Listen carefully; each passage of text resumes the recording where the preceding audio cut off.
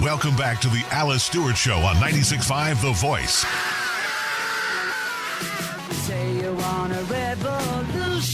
Welcome back to the show. 7:06 here in Central Arkansas. Concerns over the rollout of Obamacare are plaguing folks in Washington, D.C., as we're learning more and more about warnings that were given to the Obama administration well before the rollout on October 1st.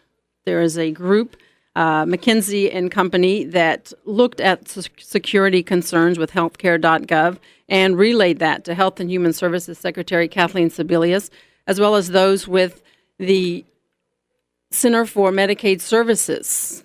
And they did not relay that message. The president says he was not aware of those concerns. And we have been talking about that throughout the show, and we will continue that in the second half hour.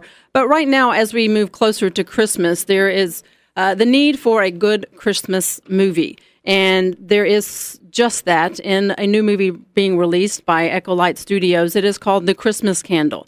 It will be released nationwide on Friday, and 2 theaters right here in Central Arkansas will be carrying, as well as several in Northwest Arkansas. We're going to give away 2 tickets right now for the 4th caller. Call 501-823-0965, and we'd love to give away 2 tickets. But here to talk about The Christmas Candle is CEO of EchoLight Studios, Senator Rick Santorum. Senator, great to have you here. Thank you, Al. It is a pleasure to be back on your show. Well, I'm glad you could join us because you have been busy the last few days. You were in Houston over the weekend. I was there with you with Susan Boyle, who is in this movie, and she was performing a song from the movie. Tell us about, first off, that performance, Susan Boyle singing at Joel Osteen's church on Sunday. Yeah, she sang at Lakewood Church in Houston in front of, about 20,000 of her best friends. Yes. And I've never been in a church service like that. It's where the Houston Rockets used to play basketball. I mean, it was enormous, and it was filled to the rafters when Susan was there, and it was just beautiful. She sings a song called "Miracle Hymn," which is on her Christmas album, which is a song written for The Christmas Candle, the movie that you're talking about. And it's absolutely beautiful. Actually, on Sunday, Sony called us and told us it went to #1 on iTunes because so many people were watching it, and it is absolutely beautiful. And the whole soundtrack of the movie is really wonderful. But it just shows this is a first-rate, wonderful, beautifully shot. The photography, the team that did all the Harry Potter movies did this movie. It's set in bucolic Cotswolds in England in this beautiful little old, setting that looks like it is. You feel like you're stepping back in time. The costuming is great, and the acting is a wonderful troupe of British actors and actresses, many of whom you'll recognize from films like Les Miserables and Braveheart and Sherlock Holmes and The Hobbit. So it's a great cast, and it's a Max Lucado story. It's a beautiful story of people, average folks struggling in life, struggling with their faith, and in the belief that whether God is with us, whether miracles still happen. And of course, the name of the song is "Miracle Hymn," and the line from the song is, "There are miracles all around." And in fact, people eventually find that out in this movie. I don't want to give it away, but it's a beautiful, uplifting story. It is. And Senator, one of the things that is key to this movie, as you've mentioned, as you travel across the country, is that it's so important in this day and age with all that's going on in our country to have a true Christmas story at Christmas time, and that's exactly what this movie is. Yeah, I challenge my audiences when I talk about this film. I'm going to be in a screening today in Philadelphia. Name a Christmas movie, other than a movie depicting the birth of Jesus. Name a Christmas movie that has anything to do with the real meaning of Christmas. If you think about what Hollywood has produced over the last 50 years, they produce some wonderful films that that are uplifting and beautiful, but they're about Santa Claus and reindeers and gift giving. None of them even mention Christmas as to what it really is, which is Christ with us, the birth of Jesus. And this movie is all about the impact of God in our lives, all about the significance of Christ coming and what that means to you and what that commands of you. I mean, it's a wonderful, it's Max Lucado written from the heart of the pastor, and it really does delve into some wonderful issues. But here's the beauty of it, Alice, and you've seen it.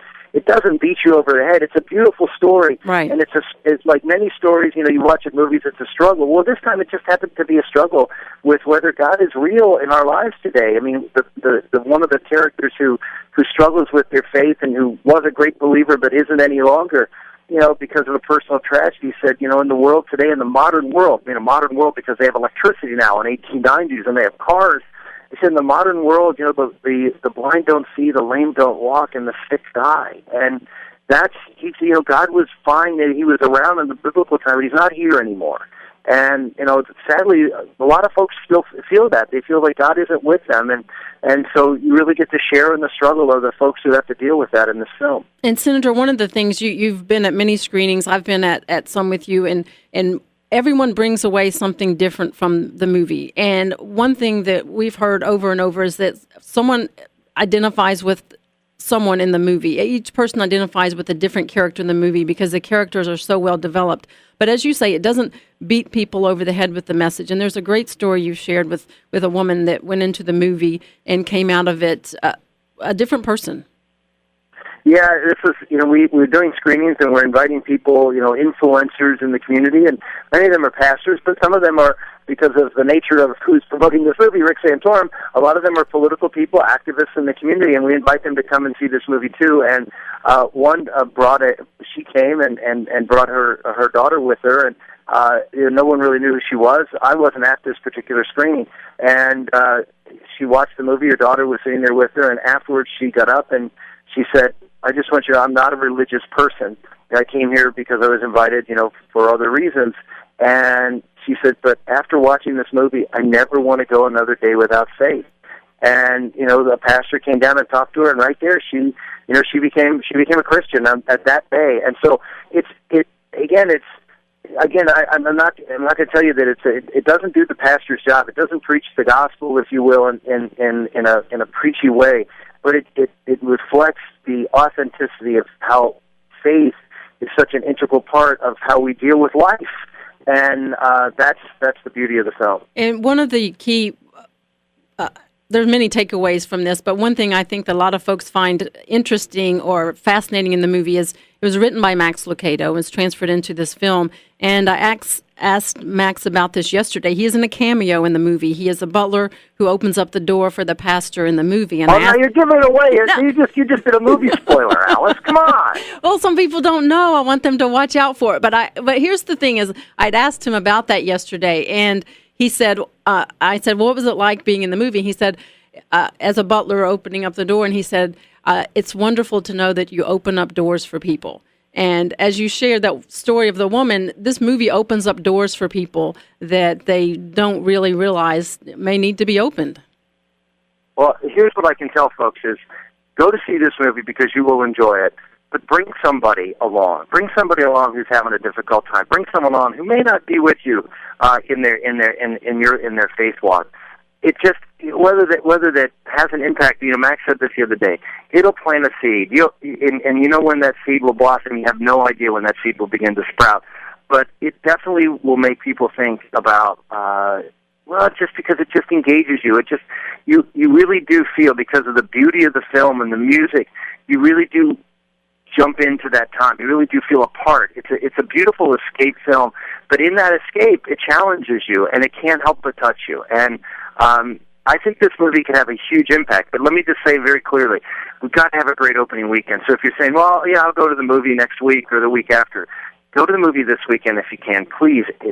We've only opened in 400 screens because we're up against the biggest movie of the year, The Hunger Games, is coming out on Friday too, and so the screens there weren't that many screens available, and we're a little independent film. It's our first film, and a lot of the theaters said no.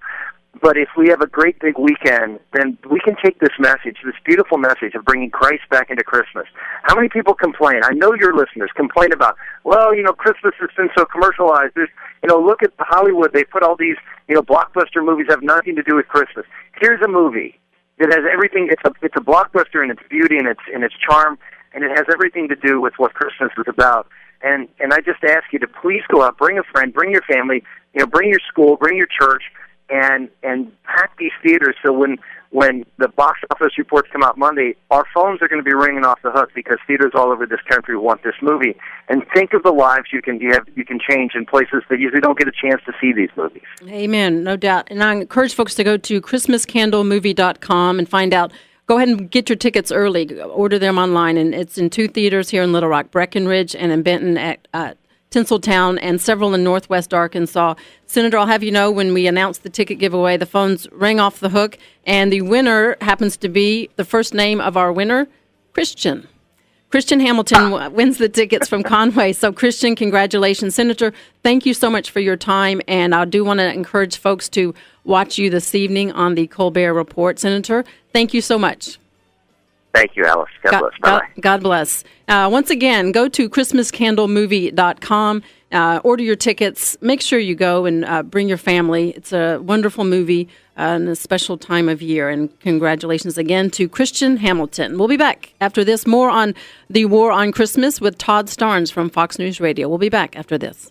When I count my blessings, I thank God I was an American child. The Alice Stewart Show on 96.5 The Voice. American child. 'Cause dreams can grow